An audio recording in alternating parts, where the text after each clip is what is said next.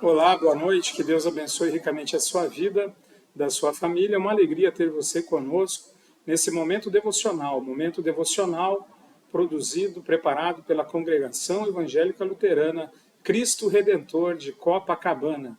Que Deus Pai, Filho e Espírito Santo esteja com cada um de nós no meditar da sua palavra. Quero convidar você a continuarmos estudando o livro de Romanos, hoje Romanos 16. Romanos 16, onde Paulo fala com a igreja, com os cristãos da cidade de Roma.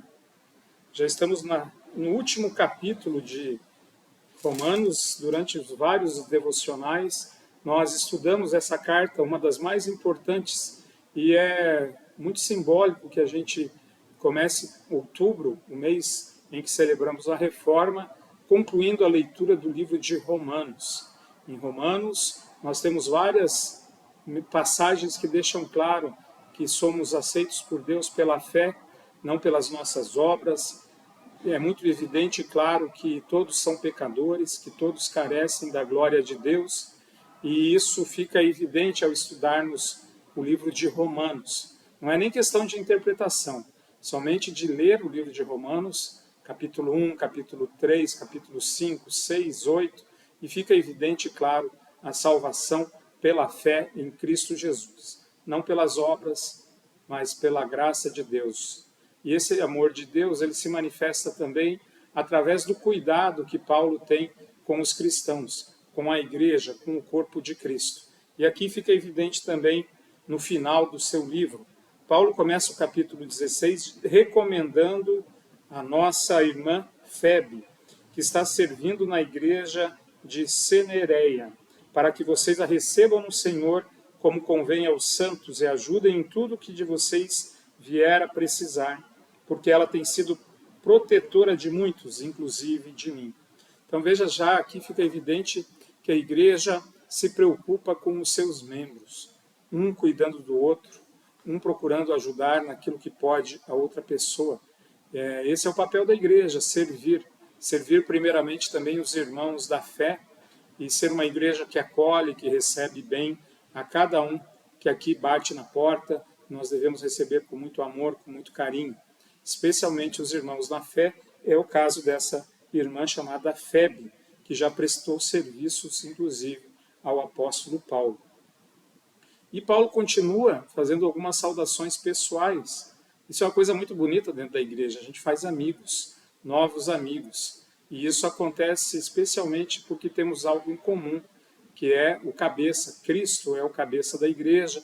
Nós somos todos irmãos e irmãs. Paulo, em outras cartas, também já reafirmou que em Cristo não há diferença, nem de nível social, não há conflitos. O que há é um corpo ajustado, com os dons diversos, todos unidos, com o propósito de servir ao Senhor com alegria. Que Deus permita que possamos sempre superar qualquer tipo de diferença para que possamos estar juntos, um só corpo, servindo ao nosso Salvador Jesus. Paulo, então, no versículo 3, ele continua a carta dizendo: saúdem Priscila e Áquila, meus cooperadores em Cristo Jesus, os quais pela minha vida arriscaram a sua própria cabeça. E isto lhes agradeço, não somente eu, mas também todas as igrejas dos gentios.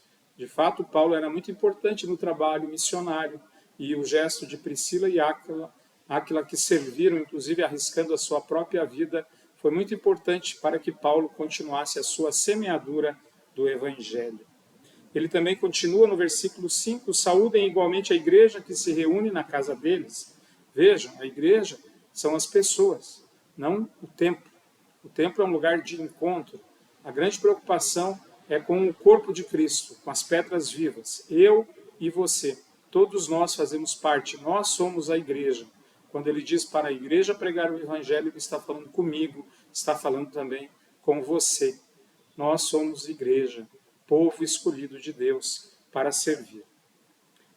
Continua no versículo 6, saúdem Maria, que muito trabalhou por vocês, Andrônico e Júnias, meus parentes e companheiros de prisão, os quais são bem conhecidos entre os apóstolos e estavam em Cristo antes de mim. Estavam em Cristo quer dizer que já eram convertidos, já tinham sido convertidos antes do apóstolo Paulo. E eles também foram presos, pelo mesmo motivo que Paulo havia sido preso, por pregar o Evangelho. Naquela época, eles acusavam os cristãos de serem ateus. Ateus no Império Romano era aquele que não dobrava os seus joelhos para César. E Paulo e os demais cristãos daquela época só dobravam os joelhos para o Deus Pai, Filho e Espírito Santo. Não temiam homens, mas amavam a Deus. E ele continua no versículo 8, saúde em Ampliato, meu querido amigo no Senhor, Urbano, que é nosso cooperador em Cristo, também meu amado Estaquis, saúde em Apeles, aprovado em Cristo, saúde os da casa de Aristóbulo, saúde em meu parente Herodião, saúde os da casa de Narciso, que estão no Senhor, saúde em Trifena e Trifosa, as quais trabalham no Senhor. Saúdem a querida Pérside, que também muito trabalhou no Senhor. Saúdem Rufo, eleito do Senhor, e igualmente a mãe dele, que também tem sido uma mãe para mim.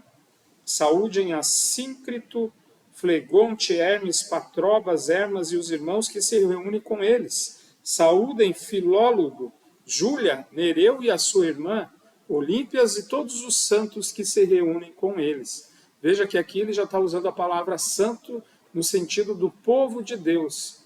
O santo é aquele que tem a sua vida lavada pelo sangue derramado por Cristo Jesus. O santo não é o que não tem pecado, mas é aquele pecador que teve, pela graça de Deus, um encontro com Cristo, e Cristo lava, o perdoa, o declara perdoado, justificado.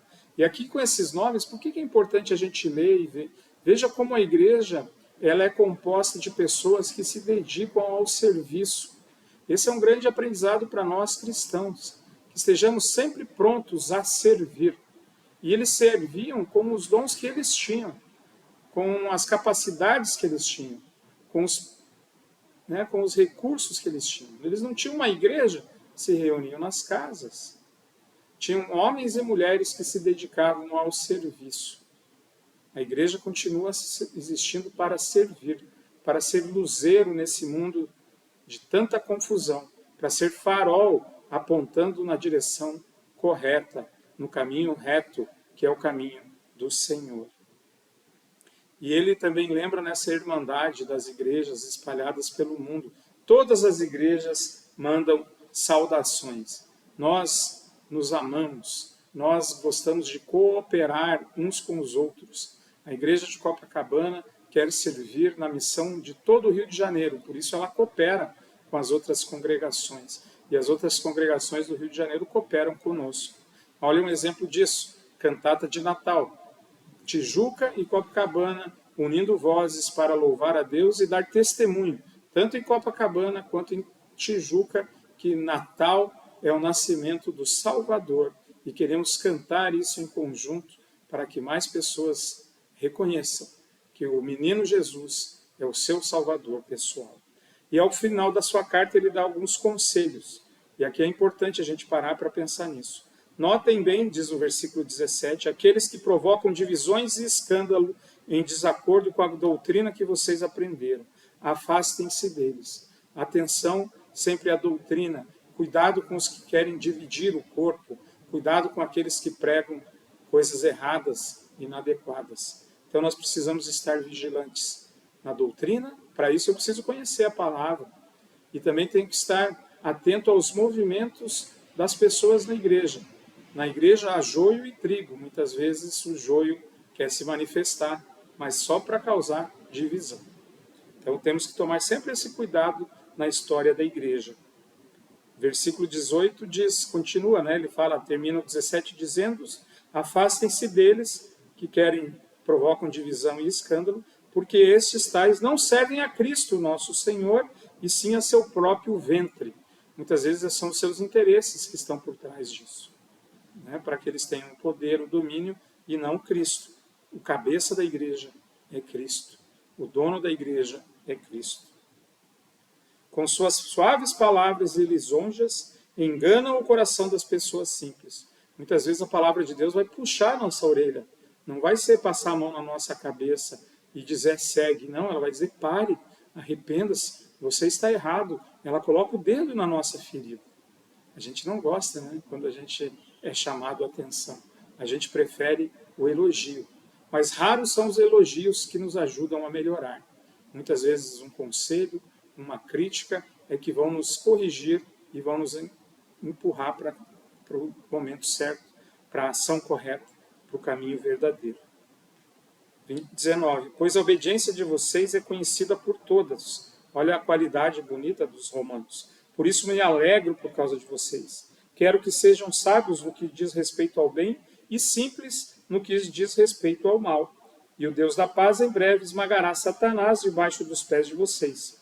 A graça do nosso Senhor Jesus esteja com vocês. É sempre assim que a gente procura terminar o culto também. Que a graça de Deus, a bênção de Deus os conduza e os acompanhe.